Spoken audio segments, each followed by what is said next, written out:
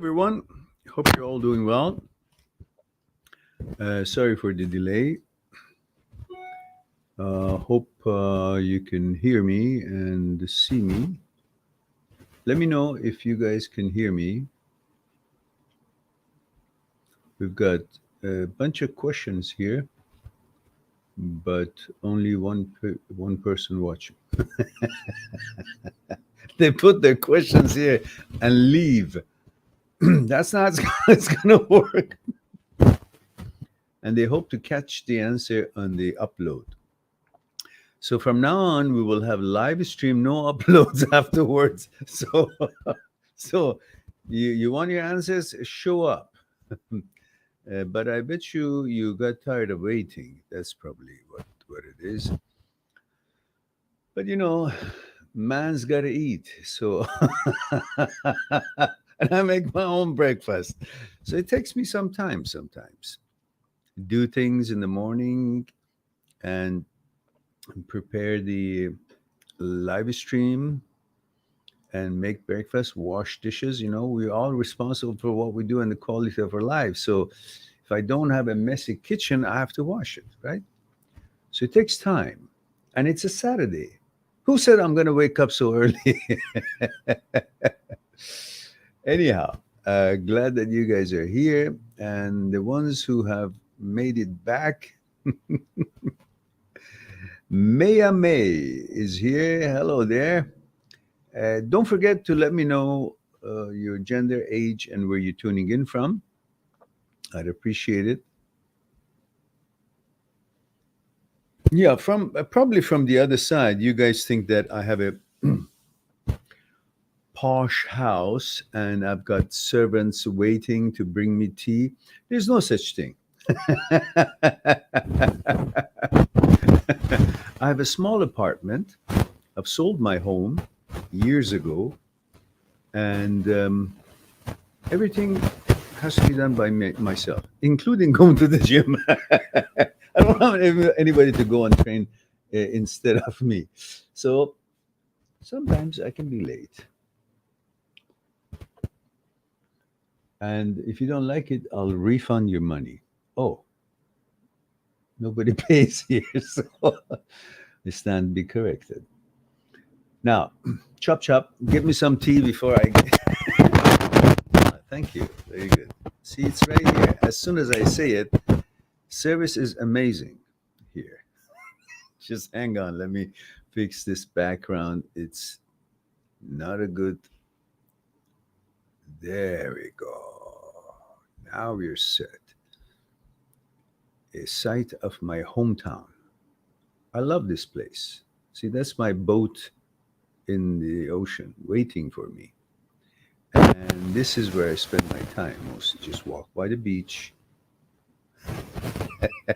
Fantasy. I haven't been to Hawaii for a long time since these madness of all these travel restrictions and nonsense. Prisoner in my own home. That's what they say. In fact, I have written a song that maybe some musician will take it over and make a music to it, put a music to it, and then use the lyrics. It's pretty apropos for the time. It's titled "Prison in My Own Home." It's mostly about the Canadians who can't travel just because they're not vaccinated. And eat your heart out, prime ministers and presidents. I won't get vaccinated. The hell with you all.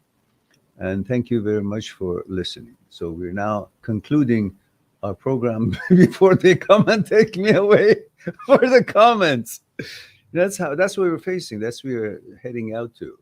Kind of society that freedom of speech is gone, freedom of movement is gone, freedom of peacefully demonstrating and expression is gone, the freedom of being treated equally by the letters of the law is gone.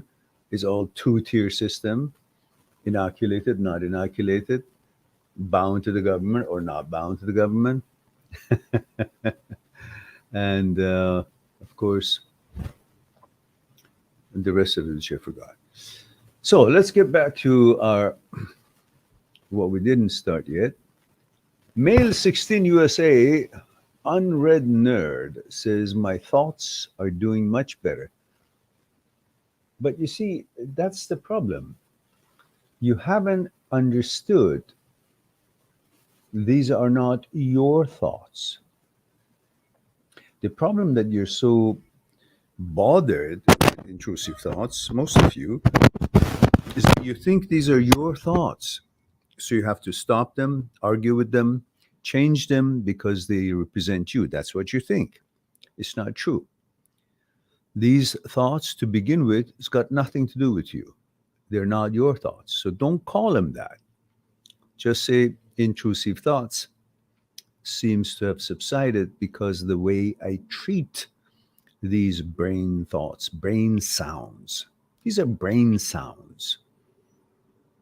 Hmm? These are not your thoughts. These are not any intellect involved. There's no intelligence in it. There's no message to you. It is not about you. It's about the malfunction, the signaling system of the brain. And brain's job is to create thoughts 80, 90,000 times a day. That's what it does without knowing what a thought it is, what's pertaining to. And we've gone through this conversation a lot, and it's an elaborate and involved conversation that whoever wishes to continue that may go to my site, mind-that-seeks-truth.com, make an appointment for Skype consultation, and we'll explore this whole topic of intrusive thoughts, the role of the brain, and the components that are involved in this whole fiasco, and the things that end up allowing or creating intrusive thoughts to come about, and how you should understand them, that you have no role in it, and therefore you don't have any mandate to refute it, destroy it, or defend yourself. You just need to understand this and then train your brain to rewire itself so it realizes that you don't pay attention to these things and you're not triggered by them because you're smarter than that, and that the brain is the one that doesn't have any smarts. In the research and the experiments that Dr. Penfield of Montreal in 1960s, I believe, if I'm not mistaken, he was a neurosurgeon, or he is, I hope he's still alive, and neuroscientist, neurosurgeon. And through his surgeries, along with and Dr. Speary and Dr. Owen and Dr. Libet, they all, without beyond a shadow of doubt, proven that there are aspects of the mind and you that the brain cannot even reach, let alone be the determining factor in who you are. It's a tool. And they were able to localize many things in the brain by stimulating it. As you know, when surgeons doing surgery on the brain, a patient can often be awake because patient doesn't feel anything. The initial state of cutting through the bone and getting to the brain, yeah, the anesthesia and all that is used. But once they're actually operating on the brain itself, there's no nerve ending as far as pain being realized is not there. So he was able to communicate with the patients while he was doing his experiments, and they were able to localize a place where the occipital lobe would be stimulated and certain kind of a light or vision would be created. So the patient would say, I can see something. Or another part would be stimulated and maybe the hand moved, and or speech center was localized. That the patient would make a sound because of the stimulation of that. But they were never able to localize intellectual center, compassion center, political center, mathematics center, logic center. There was no possibility to localize any of these things.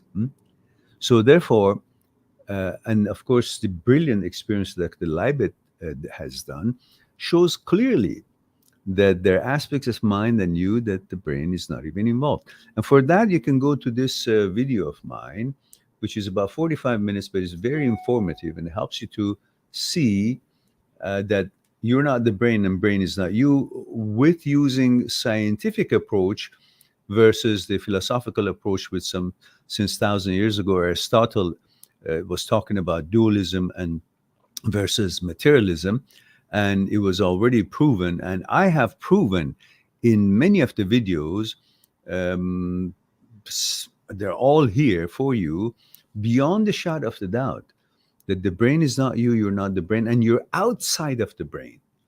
You're not part of the brain. So therefore, all of that will help you to deal with intrusive thoughts, knowing that you're not the brain, brain is not you, you're the observer of the brain, the judge, you're the observer of the brain, which means when you're actually focusing on what the brain does, brain stops misbehaving. Just like the experiment they did in the quantum physics laboratory when they were shooting electrons through the electron gun, and the electrons were behaving in a certain way, but once they decided to peek through, see what happens, they put instruments of measurement, in other words, observer, which is not part of the experiment, which is not part of the whole exercise. The brain, in the laboratory, the electrons started behaving differently than what they were. If they were being shot by the electron gun and they were making an image on the wall, on a straight line, rather, when they added 2 holes for these electrons to go through and then hit the wall, then there was not 2 lines, there were like 20 lines. And they wondered, why is that? So they wanted to put a measuring instrument or an observer to look into it, see what happens. As soon as they did this, the electrons behaved all as if somebody's watching, we got to behave.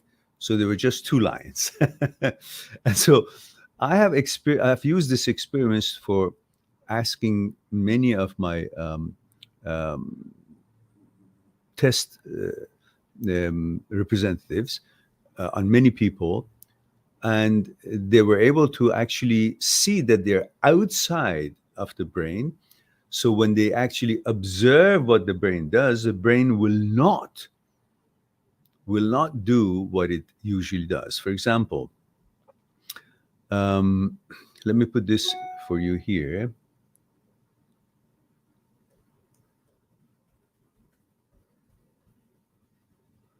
So this would be the video I would like you to watch in regards to Dr. Libet and Dr. Penfield and Owens and Speary experiment. It will help you to understand a lot. And this other videos I want you to watch is the ones that I have prepared for you guys in regards to you're not the brain, brain is not you. Observer. This observer video series is 4 parts, but I give you the longest one, which includes all of it. It's lengthy, but I don't know which one does have the points that I'm discussing. So I put the longer one. If you want to educate yourself, why not watch that? So this one shows you it shows you that you're the instrument watching the experiment in the quantum physics lab, not that you are part of the experiment. So in other words, this will show you that you're outside of the brain, not part of the brain. And that would be this one. And the last one that I want you to look for is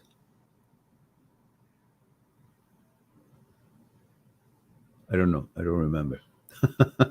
So there was another one as well that I wanted you guys to watch. But that's good enough. But I want to do an experiment with you guys right now. I want you to see it with your own experiment to see that you're not part of the brain, and therefore brain is acting independently in producing all these thoughts. So you don't have to defend it, you don't have to destroy it, you don't have to do anything, you don't have to argue with it that it's not me. It's not. And for that reason, I'm going to do the same experiments that we did in the that they did in the quantum physics laboratory, to see that, to help you to see that you're not the brain. Brain is not you. You're separate from it, and you're outside, and you judge the brain. So for that reason, I want you all, and just first of all, tell me, do you want to do this exercise or not? The ones who want to do it, put a 1.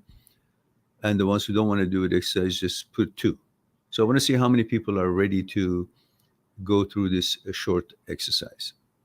If you want to do it, put 1. As quickly as you can. So I'll see it, then we'll continue.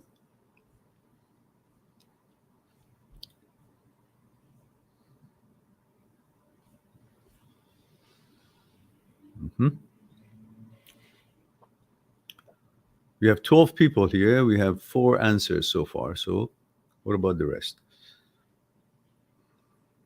Zelko, I think, is pulling our leg. Put a 7 there. What does that mean?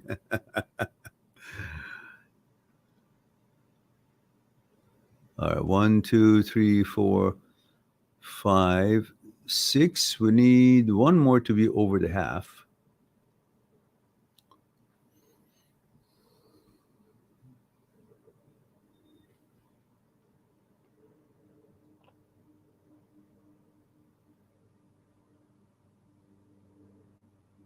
There we go. All right. Zelichko comes back to us. All right. Okay. So this is what I want you to do. You all think that you're part of the brain, or what brain does is you. So in that way, you cannot be outside of the brain, because the effect of something that is not part of the experiment is the same as the effect of the instrument, measuring instrument that they use, the scientists use in the quantum physics experiment in the lab. When they fired the electrons from the electron gun, it went through a metal plate with 1 slit through it. And when it went through the slot, hit the wall in the back and created 1 straight line.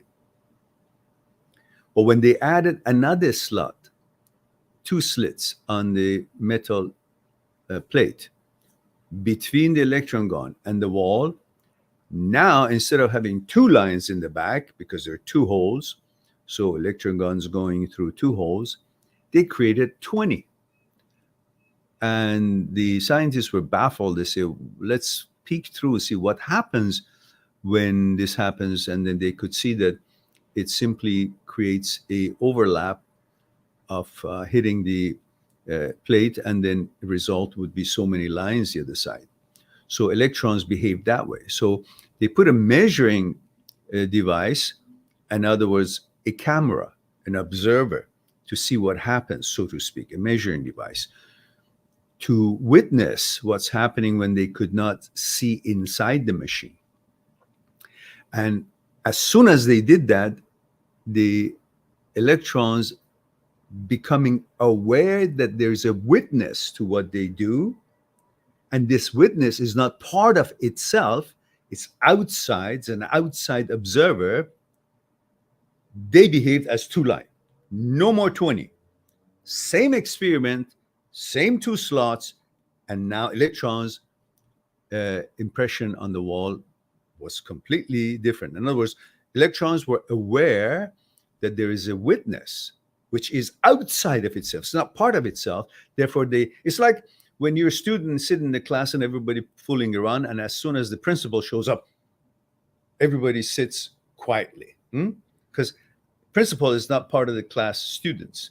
It's outside there, and it's got controlling power. So they want to behave well. Same thing, electrons started behaving as they should, not on their own. because there was an observer, which is not part of itself. It's outside of itself. Now, in this experiment, what we want to do, I want to show you to see if you are part of the brain or you're outside of the brain. You're the observer. You're the boss. You're the judge. You're the principal. Yeah, you're not part of the class. You're not part of the brain. For that reason, I want you to, you can see there's thoughts flowing all around the brain about anything and everything without your control. So while this ability is there to go all different places, think about all different things without your consent or involvement, but at this moment, I want you to all close your eyes and then look in every nook and crannies, however, in other words, however you imagine the real estate of your brain is, however you imagine inside the brain is, all neurons or rooms, compartments where the thoughts are, the process is taking place. However you imagine the brain to be, I want you now look in every nooks and cranny, every compartment, every room, every neuron expansion world that you, however you imagine the brain be, just look for thought. Under every stone, look for thought, every corner, every room, every part that the brain is put together, look for a thought. See if you can find a thought being made. Just look for a thought. This room, that corner of the brain, that corner, all the neurons, where is a thought? When you're looking for it in every corner of the real estate of your brain, you're searching for a thought being born, you can find nothing. It's completely quiet. While you're looking, nothing is happening in the brain. No thought, no intrusive thought, no any thought, nothing, no picture. While you're actively looking, every corner, every neuron, everything, however you imagine the real estate of the brain is. That's because you are that instrument that they used in the quantum physics laboratory experiment. You're the outside of the brain. You're outside of the experiment. In this case, you're outside of the brain. You're the observer, meaning you've got nothing to do with the brain and brain's production. Anything it does, it's irrelevant to you, because as soon as you start watching it, it shut down the thinking, stopped making thoughts. None, zero. Tell me, everyone who experienced it, the ones who could not see any thoughts while they were looking every nook and crannies actively, put a 1 there. Don't you all put a 1 there who haven't been able to find any thoughts while you were actively looking every corner of the real estate of your brain, and this in this experiment that we just did. There we go. And the rest?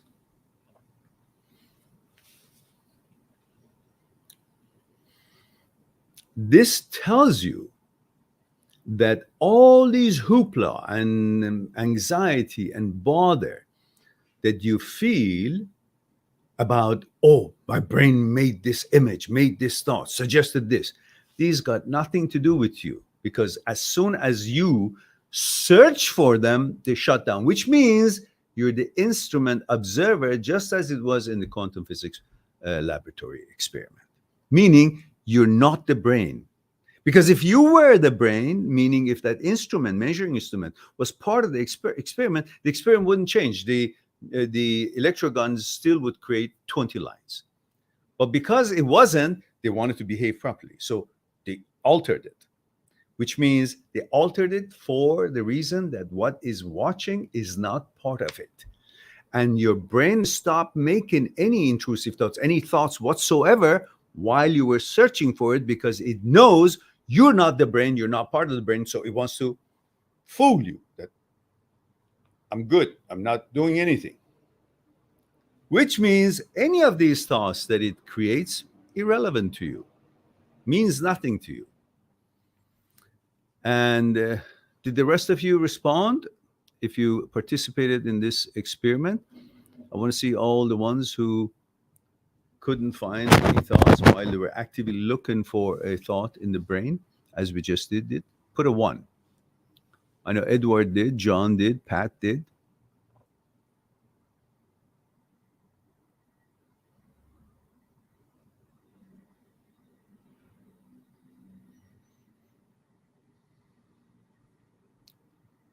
All right.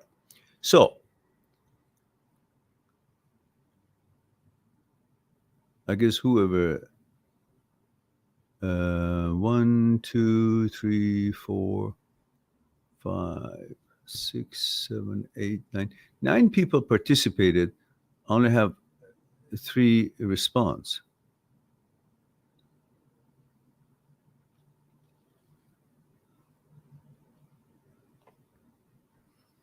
It's not a purpose, Edward. It's a malfunction. That's what I'm trying to say. And also, brain wants to be you. Brain wants to be counted. Brain, as I mentioned before, our life in the way we know it is in different parts. 2 parts of it we know, mind and body.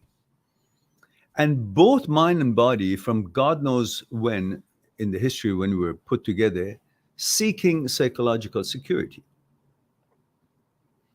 Psychological security, body looks for security, physical security.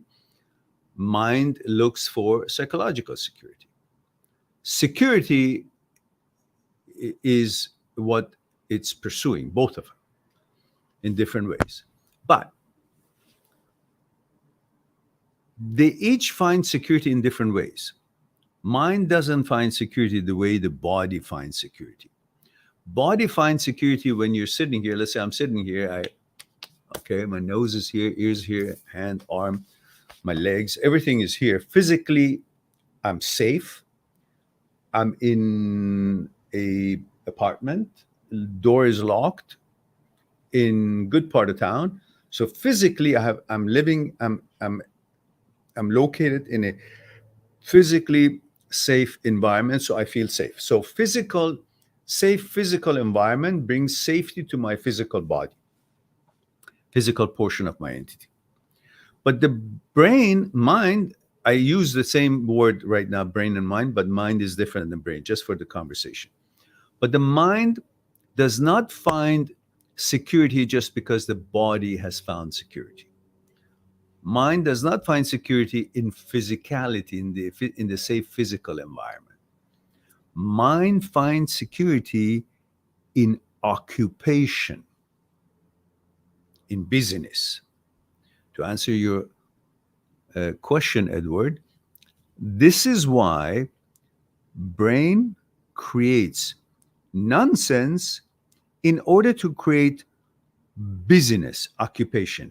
And it cannot create that business occupation by complimenting you, by positive things about you. For example, if the brain says you're a handsome man, all girls like you, and you love girls. If I'm a heterosexual male, that is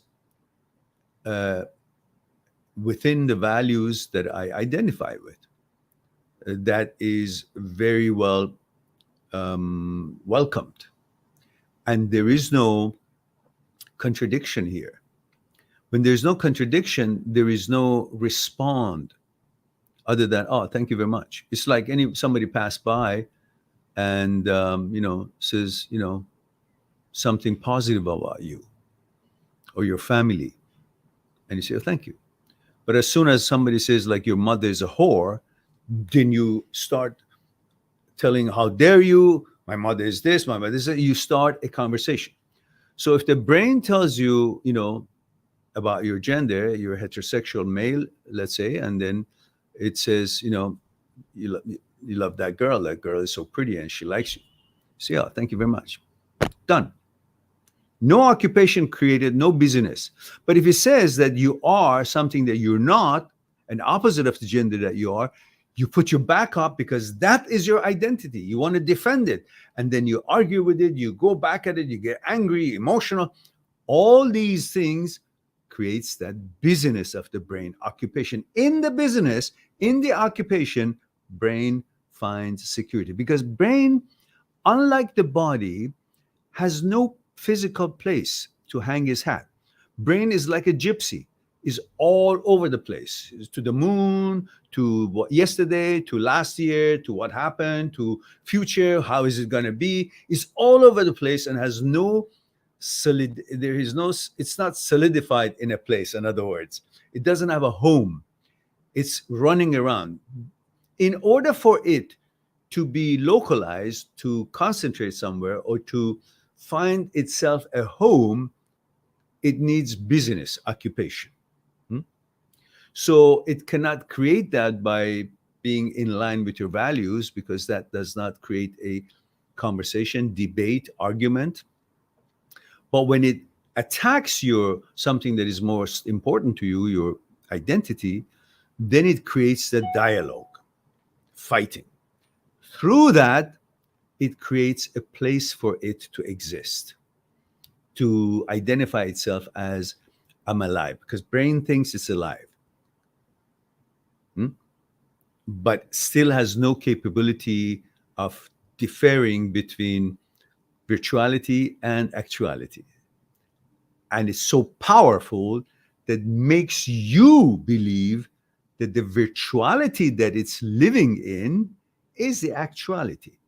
So it makes you react to virtuality, images, and suggestions just as if they were actuality, because if it believes it's actuality and is powerful enough to make you feel that what it conjured up is real, and you will react to it as if it's real, and you suffer, because once you're reacting to something that is not real as if it's real, you start believing it that must be real. Why? Because I reacted to it, to something, and that reaction is an evidence that that something was actual, which is all hoax. It's a power of the brain that can make you react to something that is not actual and it's virtual, but that reaction makes you think that it's an evidence that that thing was actually actual, not virtual, which is in fact is a non-existence. It's just an idea, suggestion. So if you understand this, then you won't be fooled by the brain. You will be the observer, and you will just call it. So the jig is up. I know what you are, and I'm not going to abide by you. I'm still going to be able to see virtuality and actuality as separate, but the brain itself, because its existence is in virtuality, it thinks the virtual world that it lives in is actual world, and makes you react to the virtual suggestions and the world that it lives to as if it's an actual world. And that becomes an evidence to you that, oh, it must be real about me. And then you go through the rabbit hole and you totally get messed up. So, hope that helps anyone who was listening. Now, see, when our conversation gets a little heavy, we lose people. We were 13 at the beginning of this conversation. We're at 7 now. 6. So people necessarily don't want to really learn interesting and difficult things. Some do. They just want to be told something, I don't know, take this medicine or take this drug, or not really want to deal with things. So, but these are very important information about your psyche to know. MD Samir Khan says, hi, Meron, 18 male OCD sufferer. Okay.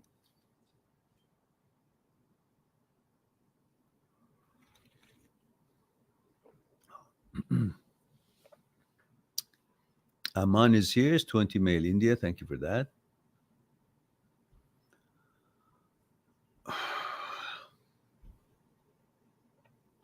Yeah, Aman, that's very stupid of you to ask a girl about these things. You're looking for assurances, and you're asking some girl that you want to date, and you ask her, do you think I'm gay?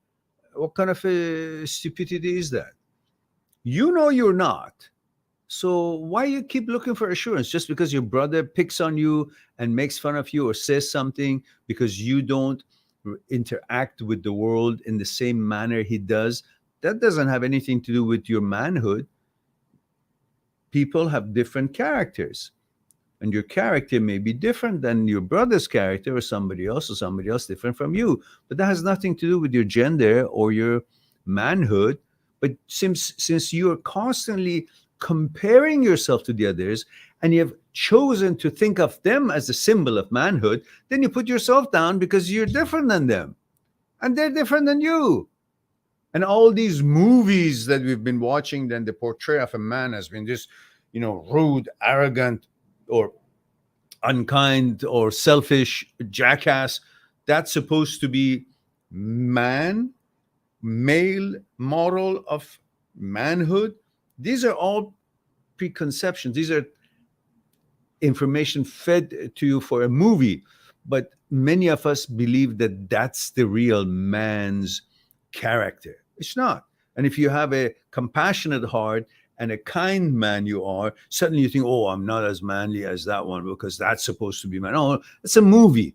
It's a portray of movie, the violence and so on. We have evolved. No man today is really like the Genghis Khan type man, because they were simply violent savages, so to speak. But the movies portraying it as if that is the role model for a man. No, being a man is not about just having a rude mannerism or dogmatic in some things, or rough or tough, or having the biology of a man. Being a man is character, is compassionate, is chivalry, is protection of the women and children, being a provider. They're characteristics that makes a man, not the how rough and tough they look or act or behave, because that rough and tough and look could still have lots of fears in him that he's trying to cover it up by becoming overly reactive to the society in a violent way, or the character that it puts out. All right.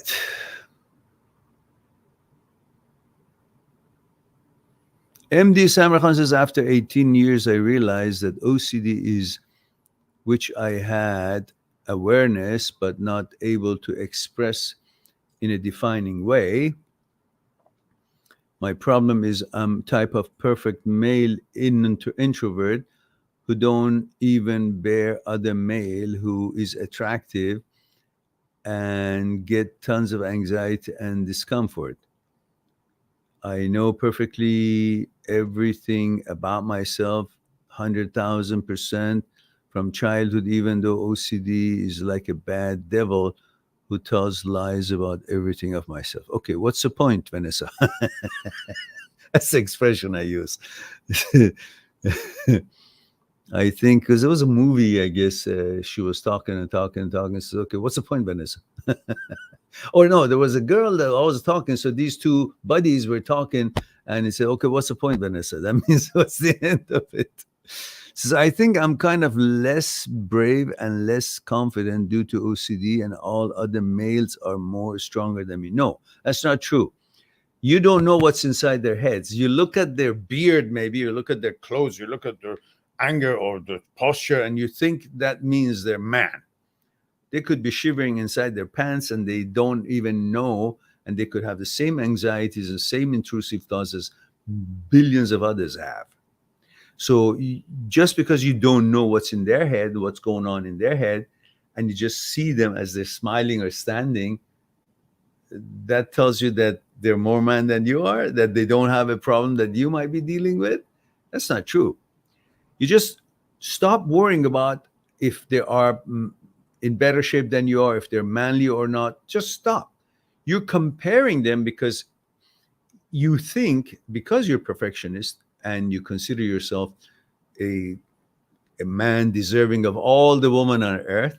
So when you see somebody good looking, you get agitated that he might be taking your chances with the girl.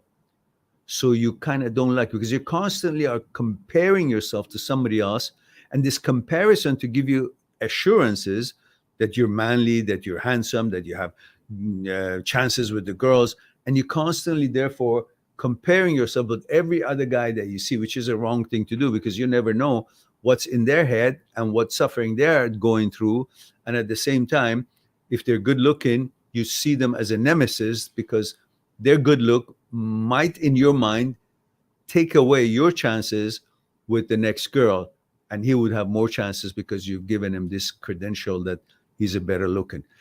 And don't forget, girls don't choose men just because they're good looks. We choose women because the look that we like or we don't like. Their looks are very important. We're visual. We're men. We're visual. Men are visual.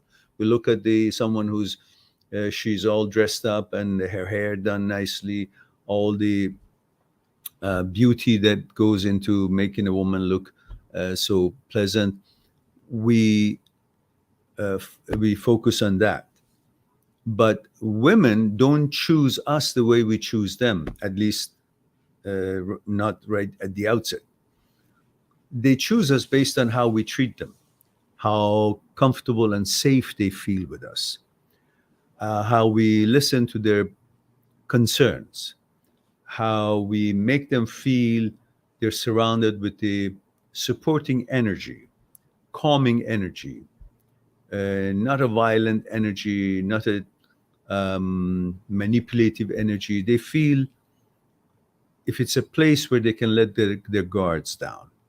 That's how they choose a man. And of course, if he's capable to provide and so on, because every woman is looking for, a future, mostly, especially, from the childhood, they've been trained to look for,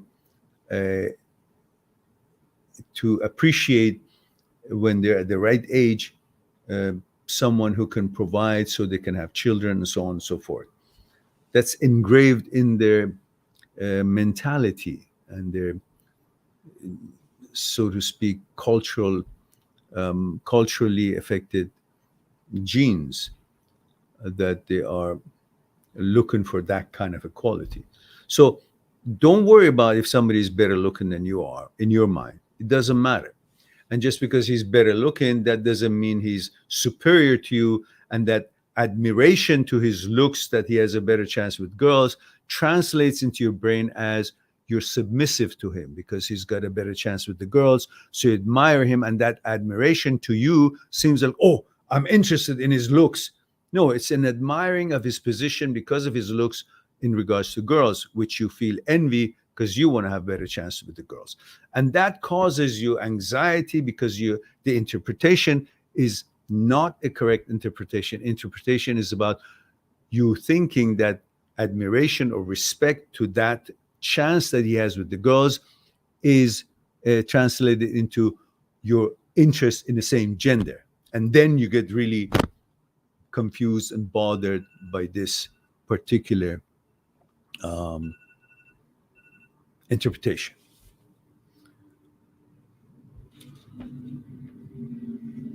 All right, let me turn these off.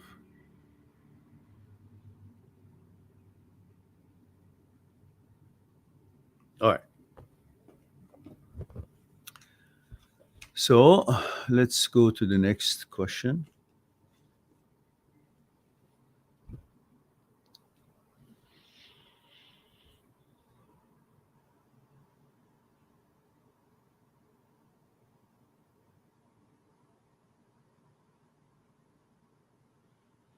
Male Arizona 25 GS says, hello, Meran. I have difficult times to from more serious relationship with girls. Okay.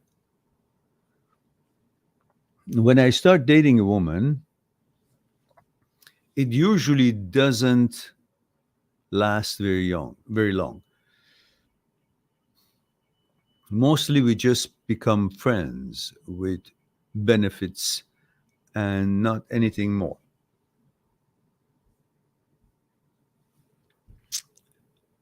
Or it's just the one night stand and the girls ignore me afterwards. How do I let woman I how do I let woman know I want something more serious in the long run. And that's a problem. Women are not all as confident as you think they are. Just because they're pretty and you desire them, that doesn't mean that they are superior in their confidence level than you are. So they're also trying to remedy their shortcomings and their fears, and they're not that confident about their own qualities while we think they're amazing. So when you keep showing that interest to a woman who's not confident enough about herself, she actually starts questioning, why is he interested in me so much when I don't think I'm much myself? So if I don't think I'm much myself, but he's into me so much, that could mean that he's not much because I'm not much. And if he's not much, I don't want him. So when you express so explicitly or so desperately that you want something more from them, that you want to be, the gopher or something that is like you want to be at their disposal all the time, if they're not confident enough, if they're not mature enough, they will run away from you because they think you're not good enough for them. Why? Because you wanted them so much and they don't think they're really that much. So your problem is that from the moment you see the girl, you're trying to establish a position that you belong to me, I belong to you, and you're mine. And now you tell me, write a signed dotted line that you're mine. And this assurance seeking, you know, spills over to her. And if the girl is very young and immature, she takes that as a weakness rather than a strength. And therefore, they're themselves looking for strength somewhere, and they see this as a weakness, they run away. So the first thing you got to do, you at least at the outset, you never show anything more than what it is. It's a friendship, it's a date. That's all it is. But you don't have a patience and you want that date to turn around to be a promise. So you can stop looking, stop making an effort to find the right girlfriend. And because you're turned on probably by her, these are the girls that you follow, you want to solidify that relationship, and therefore you do overly favors and things and attention when the girl is not mature enough and is not confident enough. That's going to have a reverse effect. And that's what happens.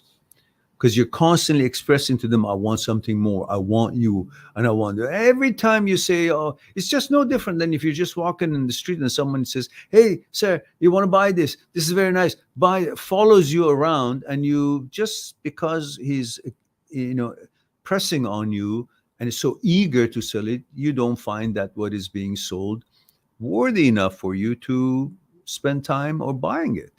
Just because it could be something really good too, but just because he's pushing it, making it available more than it should be, So stop being so needy of a affirmation of a position in a relationship, and just be there. Get to know her. Be yourself. If she likes you, great. If she doesn't, next girl. But every girl that you meet, you think, oh, great, I got to catch this. Like it's a hunt. And unless I get, in the old days, like a million years ago, or how many thousands and thousands of years ago, we were hunting for food. The food supply was not as it is going to a supermarket getting it. So finding an animal or food source, it was a source of anxiety, because you wanted to make sure they wouldn't run away. You wouldn't lose a chance. So the spear that you would throw, the rock you would throw, however you were going to get them, if they would escape, it would be a disaster that night. No food, because you got to spend another hours hoping to find something. It could be night already. So the hunt was lots of fear and anxiety to lose an opportunity. And women at the same time were like hunting. very important for the for the livelihood, as a sustenance was, and this was another kind of necessity for man to live, to be able to have that love and intimacy and sex and this program for procreation. So that was just as important as the food was. So to this day, that whole feeling of not missing the hunt and creating anxiety and being so eager to solidify it, that position, hold it, grab it, still stays with us. So when there's a chance that we are with a girl, some of us still have that feeling of solidifying it, grabbing it, making sure it doesn't escape. And if it's a chance that it might actually not be interested, it represents like the hunt is being, is escaping, and that creates an anxiety.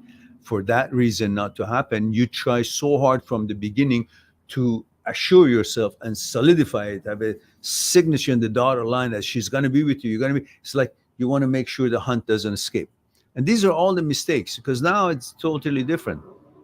So many girls available, food sources available, so no reason for you to have anxiety. If one store doesn't have what you're looking for, you go to another store. If one girl doesn't like you, you go to another girl. So that's how you got to change your attitude towards dating. Dating is supposed to be a place to have fun, to get to know each other, not to expect a conclusion that, oh, I found something, now it's going to go to the next step. No, just don't give a shit. Be there as a gentleman, be there cordial, kind, however you are, interact for the purpose of getting to know the other person, not for the purpose of having a conclusion out of that date. Whether it's going to be sex or a relationship or assurances or, I don't know, whatever else, arrangement, none of that. Just go there and be yourself. She likes you, great. She doesn't, no problem. That's her prerogative, and you go on to next. Charles, male 34, Belgium. Bonjour, monsieur. Comment ça va aujourd'hui? It should be ce soir now, right now. Bonjour, what? um, bonsoir. So I was casually dating an anxious woman, 24, single, mom of a 4-year-old child. It lasted 7 months. As I told, I wanted to go slow and build a solid foundation with her. She decided to end dating because she felt neglected, blaming me that I could never accept her daughter, which is not true, and that I am responsible for her crying. For crying of her or the daughter. She already told me she loves me and that she sees me as a boyfriend or even husband for building a life together. After she decided to stop our casual dating, I tried to fix things. I didn't cry or begged, but simply accepted and tried fixing things, but she didn't want it. I'm now for the second week in no contact, and I feel that I have to try one last time. To search for the conversation, to at least give my excuse for what I did wrong, and tell her that I would like to reconcile. If she still doesn't want, I would accept. Charles continues, and go no contact to move on. What is your opinion on that? I know I should let her, but I evolved feeling for the person she was. And as an anxious person as she is, I know she will not be self reflection. I watched a lot about relationships, like your videos and others. So I did my self work. Thank you, monsieur. Bonsoir. De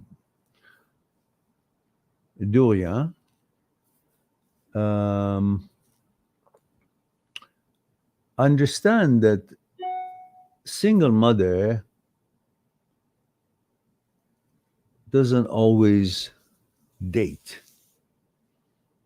They're looking for, not all, at least 50%.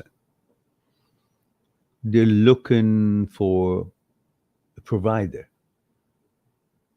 It's tough to be a single mother, especially if the father is no longer involved. If the father is around and responsible, no, they would date. They would not be looking for a provider. They would not be looking for husband. They would be date. But most, at least 50%, who are not necessarily have a good job themselves, don't have that much of self-esteem, the father is not around, there's no help, the family is completely broken down, and they're alone, they're not dating. They're interviewing. They're looking for something. And she gave you 7 months of interview, and she realized that you are not necessarily comfortable to take on a package where it's not necessarily your responsibility.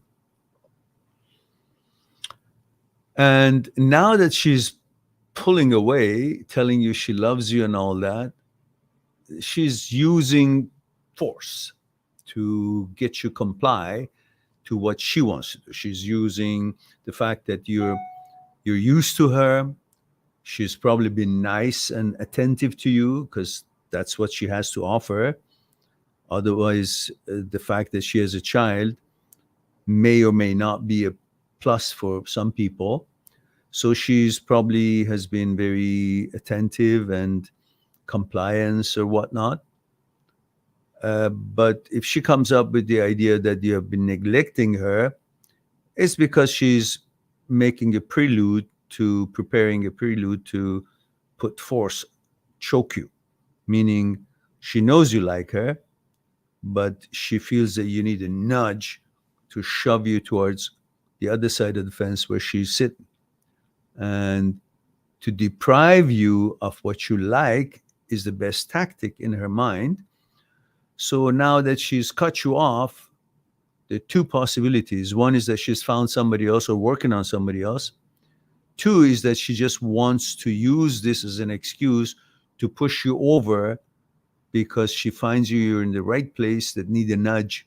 So she's going to deprive you from everything that you're used to, her sexuality and the attachment, the spending time together, in order to bring your head into the stable. And depends if that's what you want to do or not.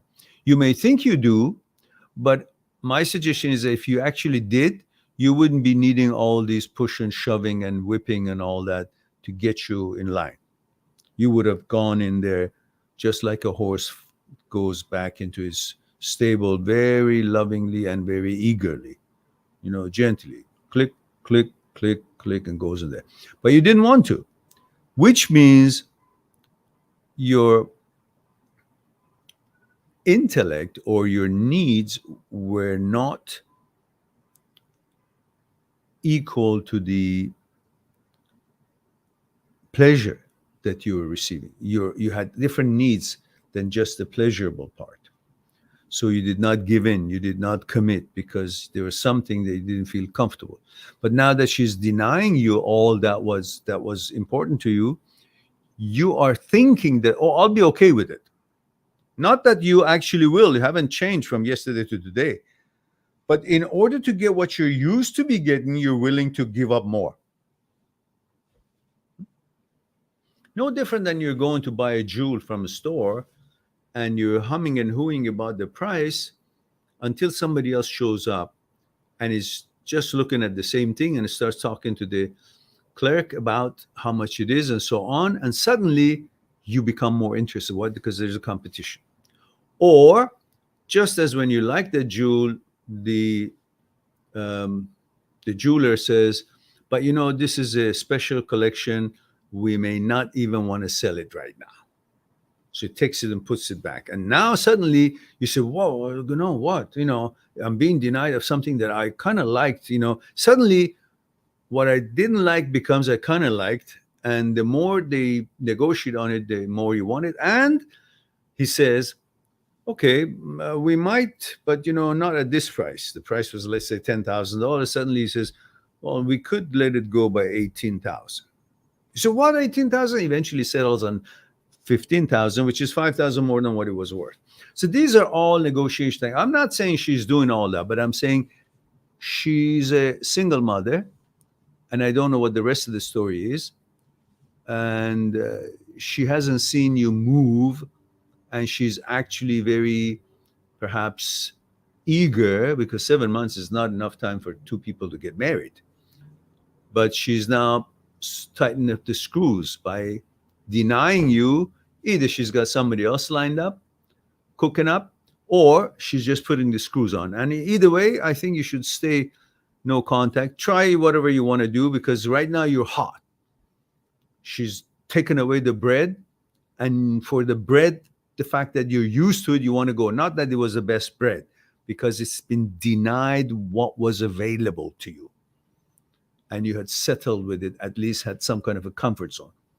Now you're going to go after what you really didn't think is the right thing for you. Now you think it is right. Not because it is right, because you're hungry.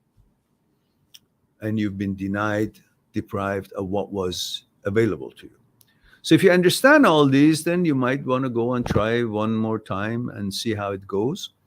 And if it didn't go the way you wanted, go away. Or simply decide, well, I actually never really wanted this situation. That's why I never really moved on my own. Now I'm being pressured like spears and whip, and I'm not noticing that it's a spears and whip. I'm thinking, I really want her.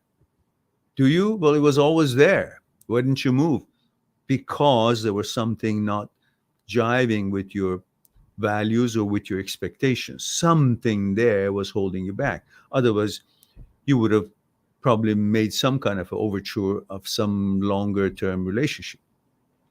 So if you can analyze all these and get yourself out of this needy, desperate situation because of having been deprived from what you've been used to, and focus on, is it really what you wanted, because that was available to you for 7 months and you were hesitant. Now suddenly, for no reason, everything the same, you made up your mind. Is it the pleasure you're seeking, or is it the relationship and the life with the situation that there is? Maybe you're thinking, oh, I'm 34 years old. Maybe it's getting too old. I should have a wife and children. Well, you know, these are all things that maybe it's real in you, or maybe the desire for pleasure is forcing you to think this way because, you know, you want the pleasure. So these are things you got to sort out. Otherwise, you can go make an appointment with me on the site, mind@6truth.com, and then we can explore it in detail, because I don't know what else is involved there. And so we have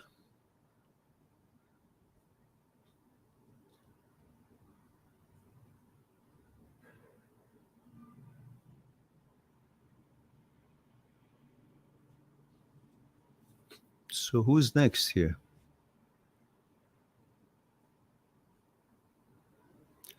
Stuart Stew says, Stuart Male 30, Cyprus, says, how to deal with brain false message which triggers unpleasant emotions, how to detach from this loop. It's very general and vague question. I can't really understand the specifics here, Stuart. I need the specifics to know what is it that you are dealing with and what is it that you're really asking for. This is like a general formulation for lots of things. I can't do that. Because what kind of a brain false message? What kind of message? What is it? What kind of triggers? Unpleasant emotion? What kind of emotion? I mean, these are all things that are just, and how to detach myself from this loop. Well, it's a bunch of words, but really doesn't give me any specific. It's like saying, I'm not a doctor, but let's say you go to a doctor and you say, I have pain. But you don't tell him where, when, how it comes up, how long it takes, where does it go, what effect do you feel? Is it after meal, before meal? None of that. Were you riding a horse? Were you playing soccer? Is it on your toe? Is it on your knee? None. You just say, how can I get rid of this pain? Is it internal? Is it external? None of that. So it's going to be, it needs a genius to answer that. I'm not a genius. Stuart. All right.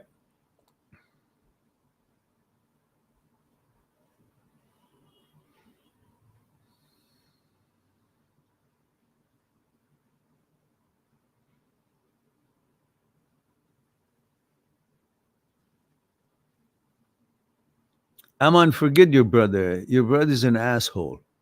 So simple as that. The fact is your brother doesn't mean that what he says has any weight or meaning. The way you've described him here, it just means he's an asshole. He's an idiot. So don't count on what he says. Just disregard him. Just tell him to fuck off and move on. All right. Zelchko Bilic says, tonight is my birthday. Boy, oh boy, I'm down with life. Okay, good. Good. Excellent. Happy birthday. Happy birthday. And who else we have here?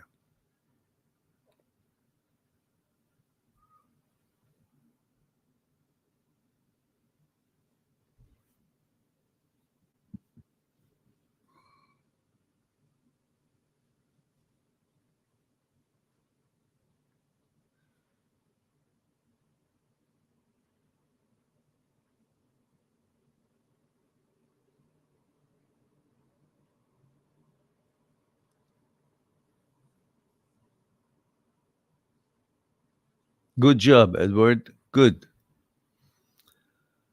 And Major Paper says, hello, Meran, Mail 27 France. Oh, bonsoir, monsieur. Comment ça va aujourd'hui? Comment ça va ce soir? HOCD went away last year and it came back a few months ago. Yeah, that's what it does. Our sexuality is hardwired in our genes, right? Yes, it is. So your thoughts is not going to change your sexuality. You just got to read the thoughts that this is a thought. And it's not me. It's a thought. The thought has no boundaries. He can think about whatever he wants to think, but that doesn't represent me being part of the thought. It's the brain's thought, brain sound. So he can do whatever he wants. You don't interpret it.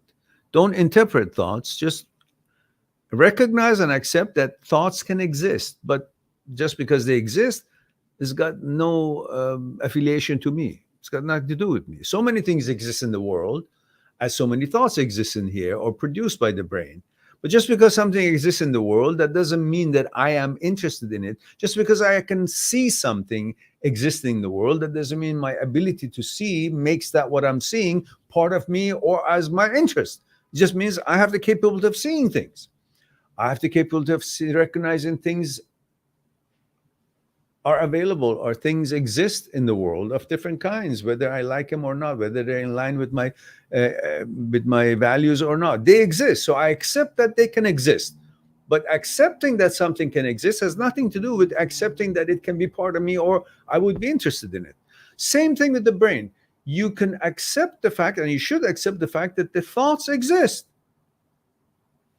Well, thoughts exist. Brain makes thoughts. That's what it is made for. It's not an intellect, just makes thoughts. So it can exist. But whether I have any interest in it, or I'm part of it or not, or I would like to use it or not, or pay attention to it or not, that's irrelevant. I don't have to. But I do accept that it can exist. Just like when I'm driving my car to a destination, all other cars, I can accept that they can exist because they each go somewhere. But just because they exist and they're on the road doesn't mean that I should follow them or I'll be going or they will be actually guiding me to where I should be going. No, I'm going my own way and the cars I accept that they can exist. But I don't follow them investigating. Where do you go? Why are you here? Their own thing. Same thing. Thoughts show up. I don't investigate. What did you mean? Why are you here? What did you say? What does it have to do with me? Nothing. The thoughts are there. You just ignore them, accept them, they exist, but go by your business. You accept the cars being on the road too, but you don't investigate them where they go. You don't care. You just go about your own business and destination, whatever you have. All right.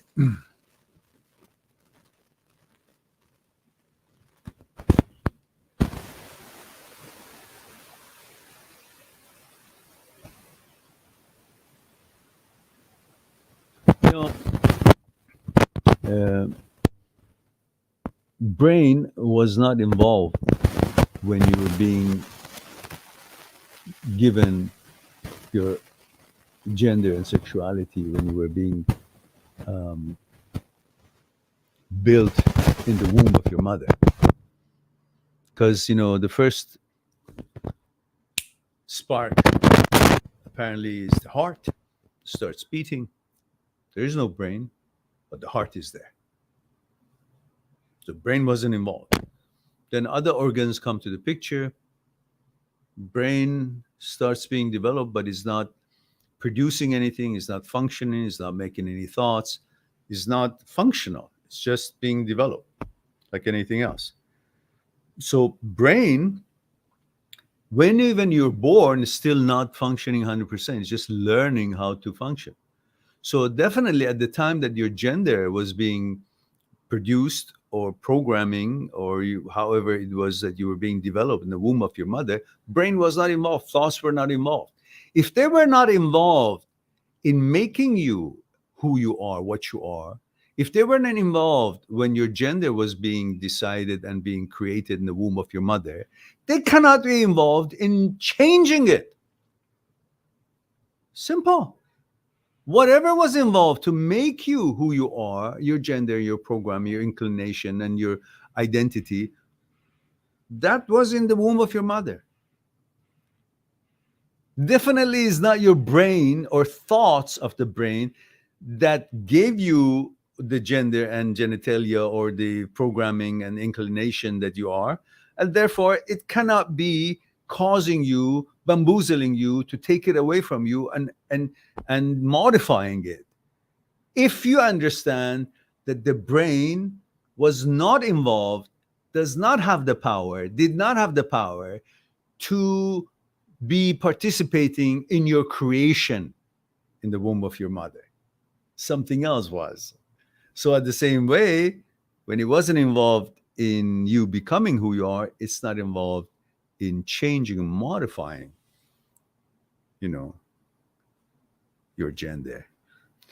So you got to understand that and then learn the movement of the psyche and the powerful the brain is and its effects on the body. And then don't be bamboozled, and instead rewire it and help it to comply with what's normal for you and how you've been put together. Because this is not limited to heterosexuals. Many people who are homosexual, they also go through HOCD and they think that they're heterosexual. And these are all the games that the brain and thoughts play. These are brain sound, not actuality. Brain thoughts, it's not your thoughts.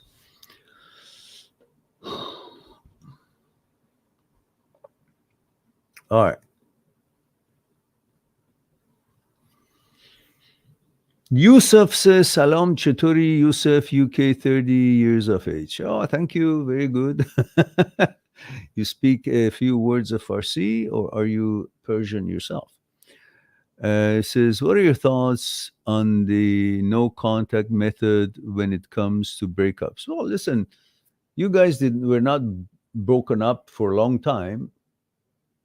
So you were in contact, but you were still getting along. So when you go no contact, you calm down a situation that was throbbing. But the problem didn't go away just because you guys didn't discuss it or didn't see each other. You may miss each other because you've been used to each other. You've been part of each other's routine of the day. So you will end up missing each other. That no contact will calm you down, so you can maybe sit down and talk about something. But you still got to have that sit down and talk about whatever it was that caused you guys to be upset at each other or take this no contact business. Otherwise, it's not a solution. It's just a cooling off period that then you can maybe sit down and discuss something that needs to be discussed. But if you want to look at it as a tactic, nothing solved. All the problems, if you guys get back together, all the problems that caused you guys to break up is still there. Unless those problems are addressed, nothing has changed. No contact. Okay. It's like saying I have a cut in my hand and I don't press on it for a while. Okay, it feels good. But as soon as I press on it, it's going to start bleeding again. So it means no contact, it just makes no irritation happening. Otherwise, the cut is not healed. And even when it heals, you still remember what cut it. This is another great example, but at least I guess it gets the message across in such short notice. Anyhow, so Singtivity says male USA 30 may run a lot. Women today have become physical. So is it bad? Is that something you don't know? What's going on? It says they are not interested in getting to know someone. So your luck. They're not interested to get to know you. They just want to be physical. So what are you complaining? I don't understand. Isn't that what every man hopes for? Every woman wants to be physical with him. But doesn't want to have anything to do with him. Gee, how old are you? 30. Oh, you got things to learn now.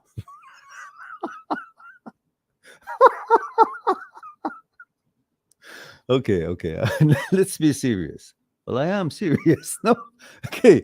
They don't have patience like women did years ago. Women years ago didn't have so many options. Women years ago did not necessarily have so many people following them because it wasn't so free to have intimacy and dating possibilities. It wasn't accepted. So it was an ordeal. It was a challenging thing. So women were a lot more patient. Cultural values were different. Most women were into building a life, building a family. That was the ultimate purpose of their life. They have children, taking care of the husband. That was how the traditions were moving that day, that time. But now women has been right or wrong. It's not my business to say for to whom whichever works. Most women are, women are of different mentality these days. Some like to be patient with their families and raise their families and with their men. Some they don't have a good man and they end up divorcing, or they have a good man and they're not that good, they're divorcing, or for one reason or another their relationship doesn't work and they still have to live. So they take the opportunities available to them and they survive. And they're as capable as any man. But in the olden days, they had made them feel that they're not capable, that they have to simply be under the thumb of the man. And the society was backing it up and putting a certain kind of a limitation around them for their activities and achievements. And they had unconsciously or consciously made women think that they're not capable of doing anything. But all those barriers are gone now. Women know that they can become and do anything they want to and put their mind to it. So they don't have limitations. Therefore, they're in a position of also choosing rather than just waiting for someone to choose them. And some of them exercise this choosing more than the others. So they are more accessible, and so many men desire women. So they don't need to be that patient and that ladylike and that cozy or accommodating, because they can see so many line up just to get between their legs. and they're willing to do anything. So why would woman to make it difficult for herself and not let a bunch of people just cater to her? Obviously, many take advantage of this, but there's still many women who don't follow that principle verbatim, and they bring a balance. They're independent, they make their own money, they have their own career, they also take care of their families and their duties and their role in life as a wife or as a girlfriend or as a mother or as a partner, and some don't. So we have all kinds available, because there are men who have not changed by the change of time to a worse quality of man, and there are women who have not changed as the change of time to a different quality of woman. They stayed what they prefer to be, whether they want to be more um, uh, extrovert or introvert, or how they see world goes around for them. That's what they choose, and that's the beauty of it today, that women can choose what they wish to choose rather than follow a certain set um, formula or expectations of the society as it was 200 years ago. So there's nothing wrong with that at all. You can't expect women to be how it was 200 years ago. Why should they? There were so many rights deprived from them. I mean, so many things they could do and they couldn't. They could do, but they couldn't. They weren't allowed to. It was until what, 1970, that women in Canada, I think they were, I forgot, they could vote or they could hold office, one of the two. So women have been deprived of their rights as a human being, equal to men in many ways. I'm not saying women are the same as men and men are the same as women. No, not at all. I don't believe that. Women are women, and that's the beauty of it. If we didn't have women who love to be feminine and women, we couldn't have this universe go on. It would be a shitty place. So women are the center of universe, are very important to be women. We need that femininity. We need that support. We need that smile. We need that look, supportive look. We need that encouragement. We need women to make us men. So it's very important for women, and I pray every day that the women remain as beautiful and as soft and as kind, as and compassionate, the qualities that many men uh, um, lack, and the qualities that the nature needs to be balanced. And many men are learning to be more and more civilized in the way of dealing with women. So women have a very important place in this life. And all this business that's changing women to something that is manly or feminism, which is not in regards to equal opportunity, it's in regards to hating men. Well, that's not going to be uh, um, it's not going to be something positive for humanity. They're just promoting that women are men and men can be women, and that's a whole messes up the balance. I don't believe in that.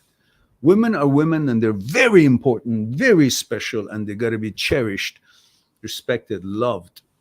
And men have their place, very important place in this world. Everything that is being in constructed, everything difficult is all done by men, and it's our duty to do it. Earthquake hits, men go. Constructions, men build it. Railroads, men build it. So we have a place in this world. So if the woman wants to brainwash other women that men are not necessary, feminism is bullshit. We all, men and women, have very important place in this life. That's why this universe can go on. Changing and psychologically affecting their true nature is criminal.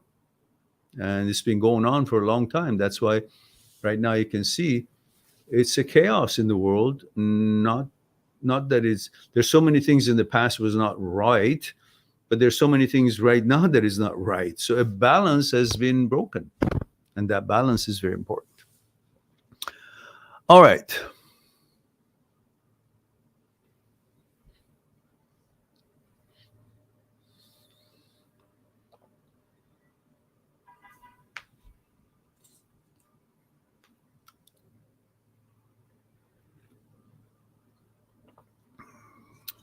Watcher says, hello, Mehran.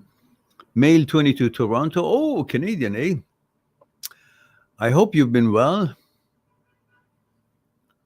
Well as we could be with the idiot that is running our country.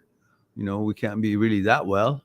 So let's hope the law and legalities will take care of us, and our Constitution and Charter of Rights will be upheld and will be defended by the authorities rather than being shit on every day by this government and the cronies that follow the idiot.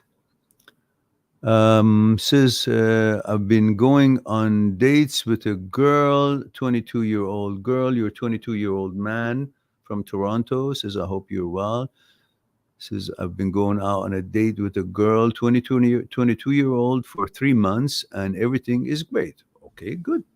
She plans to live in the UK for 1 year next year, but we are taking it slow and enjoying the moment. Recently, we've started speaking less and less because her dad passed away around this time last year. Okay. That's not a reason to talk less and less.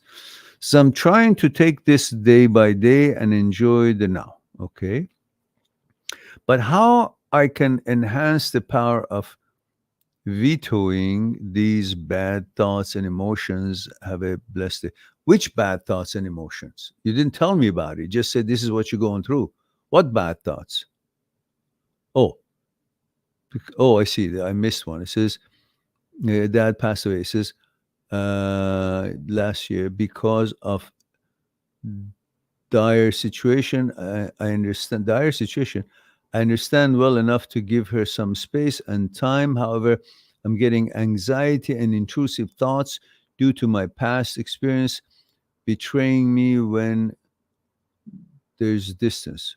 Listen, you can't constantly stick to her ass and hope that she will be not betraying you, or she will stay with you, or you have to control her, or you have to see her, or have to encourage her to stay with you. None of that shit. If you have to do that, you got to let her go, because you never want to be a policeman in a relationship. She has certain duties to protect and save herself for you. Let's say it as it is.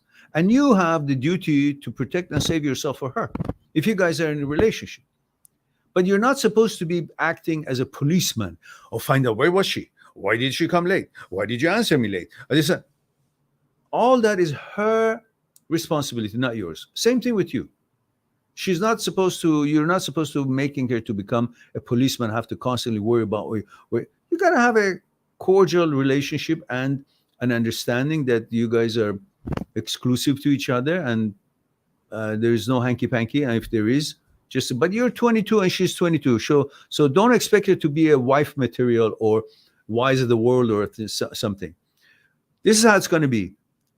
She's maybe thinking to cutting it off to get ready to go next year. Or maybe she's just going through whatever she's going. Maybe she's hitting it off with somebody, or behind your back is just having some fun. Either way, you should not be holding your breath that she would be your wife or she would be your girlfriend or whatever. Just stop expecting anything from her. If she offers it, take it. Thank you. If she doesn't, don't ask for it. Where are you? Why is it that you don't pay attention to me anymore? If she wanted to pay attention to you, she would. When she doesn't, there is no question needed. She didn't want to pay attention to you. Whether she was busy legitimately, or whether she was ignoring, or whether she was hanging around with somebody else, doesn't matter. The fact is that she wasn't spending time with you, and you don't need to know anything more, and you don't need to investigate it. Maybe she's thinking she shouldn't be too forward. Who knows? All these interpretations are a waste of time. So expect this, that she's going to go to UK for 1 year and she's going to end up sleeping with a bunch of other guys, if not just one or two, because she feels, oh, I'm in UK, I'm in different country. It's a part of my life. They should experience it. She's open for dates to see what British boys are like. So she's going to take advantage of that. If you think you're going to have a long distance relationship after this, when she goes to another country, you're dreaming. She's 22 years old. She's eager to experience whatever it is that she wants to experience. It's not like 50 years ago when they're promised to each other, they wait for another 10 years to get married exclusively. No. Name of the game these days is fuck as many times as you can. That's what the name of the game for the women and for the men is, which I don't blame it. That's the nature of us. We love sex. But you expecting her to actually appreciate and respect this relationship through the next year when she's in UK and be loyal to the relationship is bullshit. Don't set yourself up for that. 100% expect that she's going to go to UK, she's going to have boyfriends, and then when it's time for her to leave, she's going to leave that one, come back here, and she may get in touch with you to see what she can have here. The 22-year-old, what do you expect? She's trying different things, and at the same time, she will maybe hang around with you for a while when she comes back, and then she goes to somebody else because she's growing older and she wants to, again, try some other things in a different angle. So the best thing for you is to understand all these things. Don't try to hold it together, fix it together. If she's not, let her go. Take the pressure off of yourself. She wants to go, let her go. Why is it you that have to be, oh, please don't go. Please don't go. What's that music? So if she wants to go, you always say, please go. It's free world. And I don't have to be your anchor. If you want, I'm here. I'm willing to accept you and spend time and experience with you, however it lasts. A month, 2 months, 6 months, a year, 2 years, 10 years, I don't know. But I'm here. As long as we both feel good, we're together. But if one of us doesn't feel good, like she doesn't want to continue with you, don't think that you have to now convince her. No. You didn't convince her to be with you. She convinced herself. And same thing, you shouldn't be convincing her to stay with you. She should do that herself. If she doesn't, that's welcome news that it's time for you. This experiment duration is over and you learn what you learned from it. Appreciate the opportunity for that and grow because of that experience and go for the next chance or possibility or opportunity. That's all. You have no mandate to think that this is the only girl that should be. No, that's a girl at this age for you, for this experience. Later on, in 5 years from now, you don't even want her because right now you're 22 years. You hardly know who you are, let alone knowing what kind of girl you want. So, chill. All right. Great Gamma says, what are the best things a man can do in his 20s after a few heartbreaks to become more self-reliant and equip himself for a woman who will stick by him? Listen, that is not something that you can muster up, that you can affect. It's not about you doing something that would cause not have any heartbreak anymore. You just got to understand, this is the way life is. You will have a relationship and it damn well could break up. Usually they do. Why? Because conflicts and division is part of the whole relationship, relationship between humans. The conditioning of the content of the consciousness of each two person is different. And that is the basis of conflicts and division. Expecting that the relationship to last forever for no reason and no compromise and no growing together, it's futile. So you got to understand that this is normal. You get to know a girl, you're together, and for some reason she or you will change and don't want or want something else. Fine. But trying to turn this temporary experiment to permanent, that's when the suffering starts. That's when you go through, what should I have to do? There is no formula. It's not like all women are the same. They have different mentality, different intellect, different level of expectations, different qualifications. So each one of them could be different. You may have some rapport with this, not with the other one, or not with none of them, or with most of them. Who knows? But what I'm trying to tell you is that accept the fact that there's no formula that can make you certain kind of a success or level of success in relation to this girl stayed with me longer. No. It's a dynamic exchange. So you guys learn from each other, you guys compromise. If you're both really into making something worse and understanding the movement of the psyche, you will help each other. Otherwise, trying to be each other's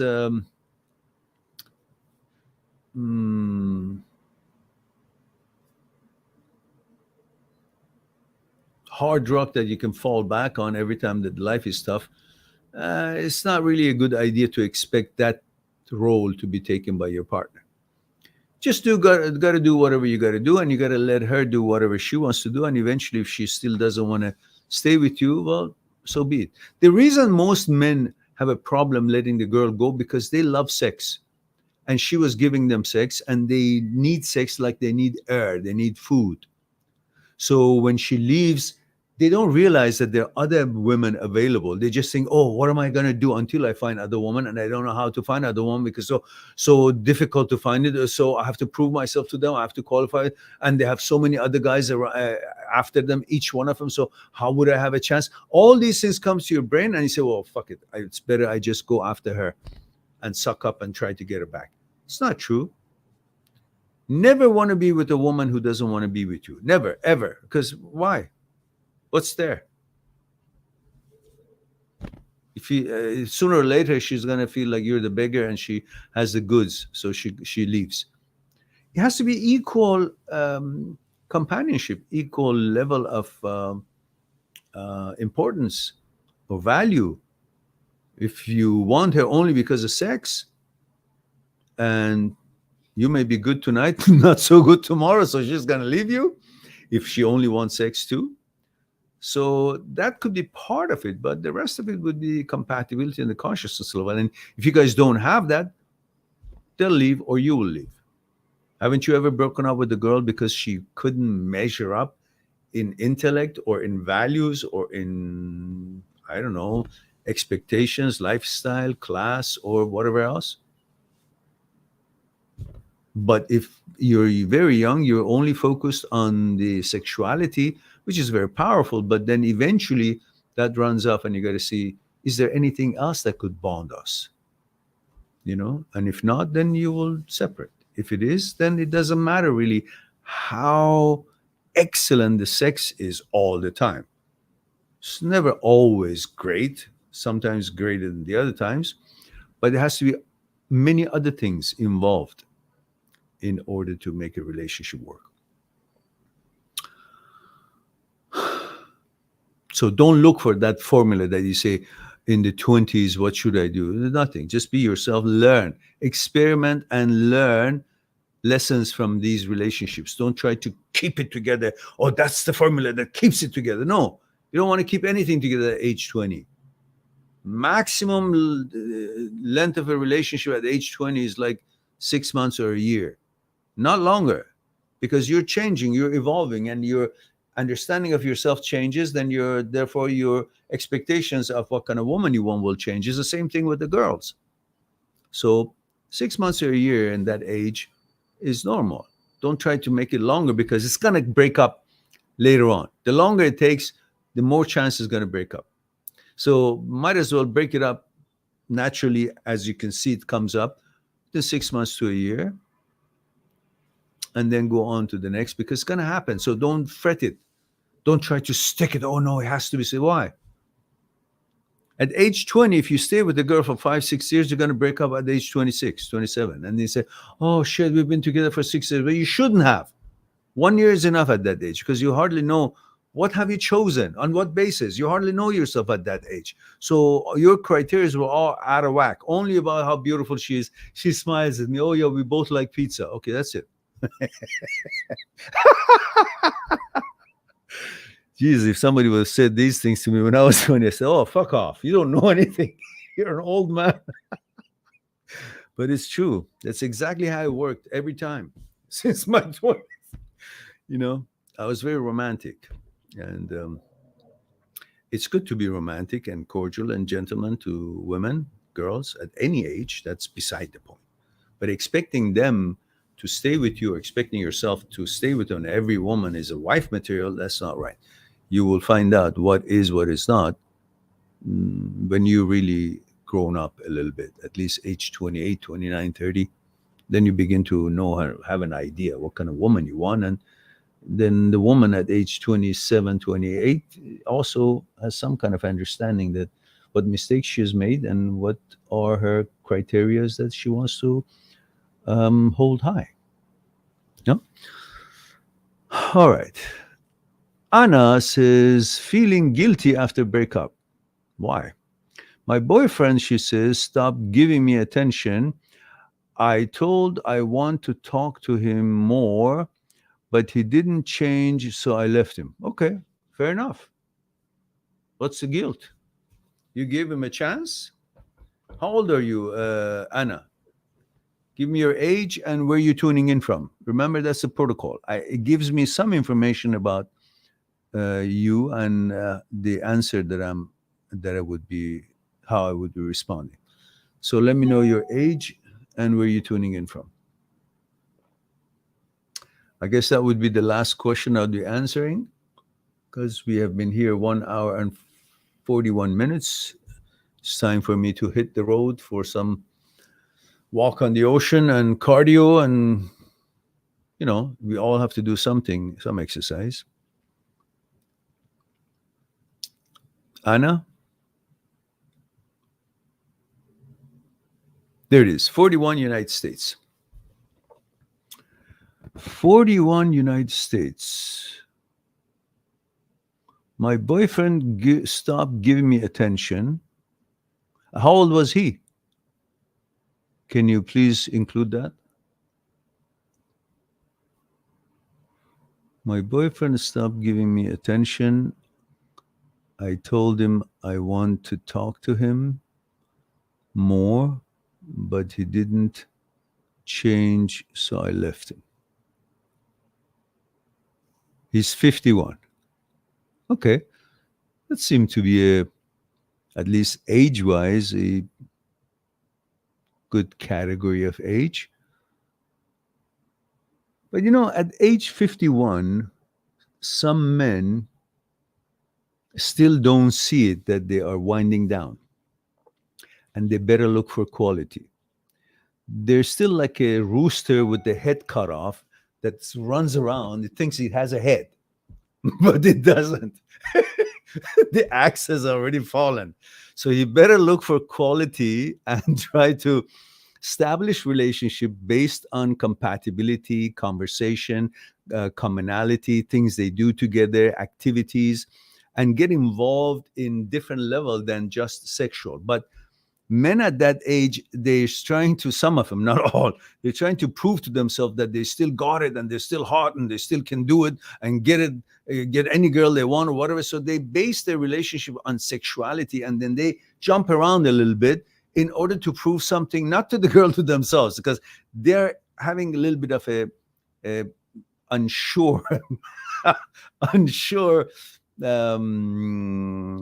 stage of life.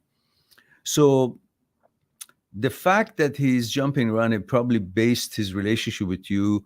You're at age 41, woman 41 are just perfectly complete, and they're still hot. And women, if they take care of themselves, they can be hot for a long time because they keep that beauty, that freshness with exercise and with mentality, mannerism, class, and so on. So they can still be very attractive and very hot. Age 51, age 52, age 60, there's still women so beautiful age 60. It's because they mostly focus on their body and their mentality and how to role in life rather than trying to prove something to themselves. Some women do try to prove something to themselves, they get lost. Because again, just like this man, maybe, that is basing the relationship only on sex at that age, and any age, relationship on sex will last for a while until sex is no longer novel. Then what you gonna do? All the time that you had and you were excited sexually between the two of you is the time that you should build a relationship based on commonalities and um, compatibility on the consciousness level. If you don't do that, well, the sex thing is going to run off its novelty. I don't care how beautiful and how sexy both are to each other, they will lose that day one or day two or even day 100 excitement. It will subside. Then what are you going to have then? What are you building the relationship based on? The sex is gone. So at age 51, this man should have known better that it's all about a relationship based on both sexuality and communication, compatibility, activities, things that makes you guys bond on a different level than just physical level. But he didn't, which means he's a little bit lost. He's trying to prove something to himself by jumping around from girl to girl because he thinks, oh, time is over. That's again the mentality. Um,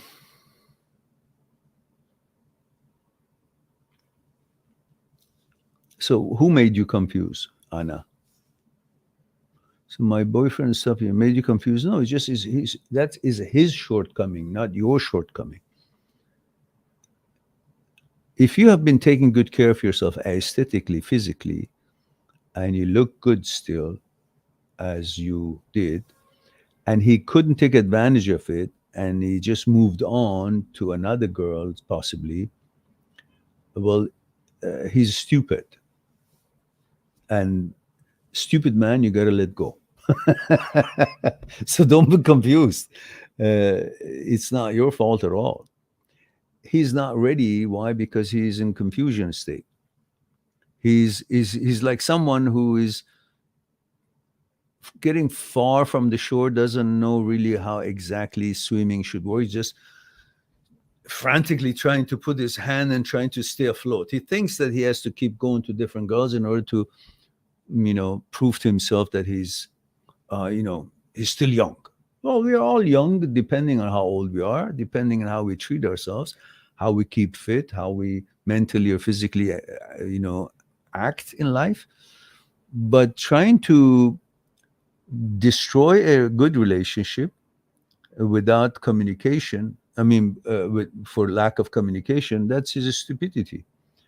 So you got to let go. If somebody is stupid, you can't have a cure for it.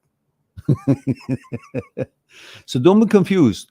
You're 41 and you have lots of time till you're about 60. By 60, you should have had some kind of if you want to have a relationship rest of your life. But if you don't, then that's your choice. But you have nothing to worry about. So move on. But you hung up on him. Don't mistake yourself. You're not old. No, there are some women who are 60, 65 who still look amazing. So keep fit and be active. And if you're not fit, make yourself fit from now. You can stay fit for as long as you want if you just do what it takes to do. And then you'll have the confidence that you need when you get older, because you at least kept your body well, and that's a good encouragement. All right. Undead Nerd says, I rewatched the beginning of the stream. I know these thoughts are not my thoughts, and what I mean, they're doing better as in ignoring them more. Yeah, okay. Good.